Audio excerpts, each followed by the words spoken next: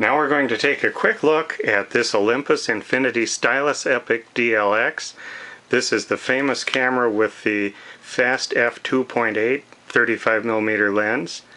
And this one is the DLX version, which also adds this panorama feature here. And it's got quartz date. But now we're going to put it through its paces and see how it functions. So we'll put in a battery. And then we'll open this up. I saw the lens move in and out. And let's see. Okay. It ran and flashed. And so now we're going to open up the back. Here in the back it's showing E flashing. And it's also flashing with the date. I verified that all of this date function works. It defaults to January 1st, 1996. I did verify that I could set it to any date and time that I wanted to, up through the year, I believe 2020 something. So it lasts for quite a while yet. Here we will put in a roll of test film.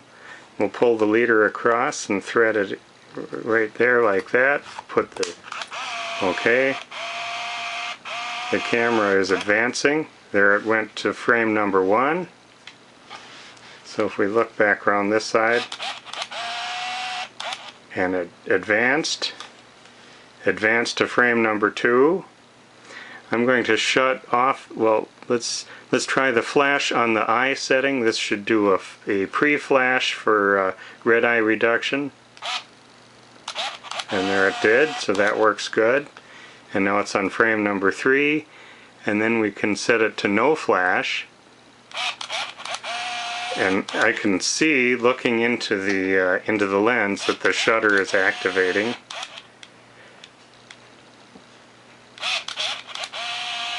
Okay, so and then we'll test the timer. There, I push that, and now when we push the shutter button,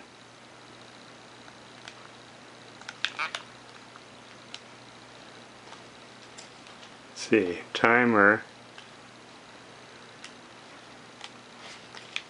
Okay, and now here's the little red light is on,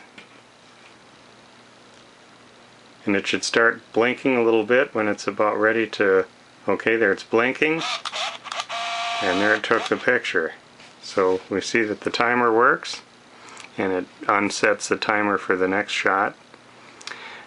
What I'm going to do now is just pop off the rest of these frames so that we can see that the rewind works fine.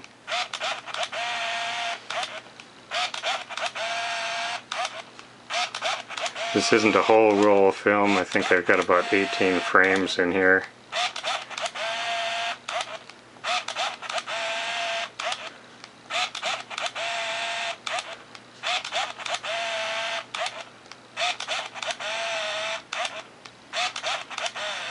Okay, and there we've reached the end. There it's showing frame 19.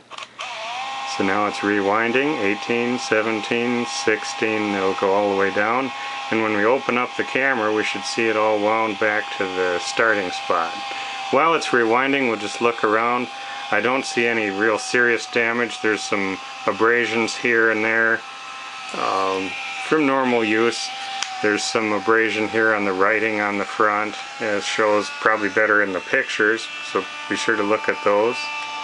See what it's back down to. Should be right about to the end. Okay, showing the flashing E for empty, so we should be able to take this out. And as expected, all the film is rewound back into the canister. So let's look at the inside here just to make sure everything looks good. If I turn it on, we can see that the lens moved. And then on this panorama setting, if I flip this to the panorama setting, you'll see these two bars came in and made the frame a little bit shorter. So that works properly. That's as expected. Over here, the pressure plate feels fine. Looks like the gasket around the edge here looks fine. And if we close the door, it closes solid. Don't see any cracks or any problems here. And if we look in the battery compartment, I'll pull the battery out. We can see that it is very nice and clean in there. There's no leakage or any problems, and that the battery compartment snaps shut properly. And the strap is in nice condition as well.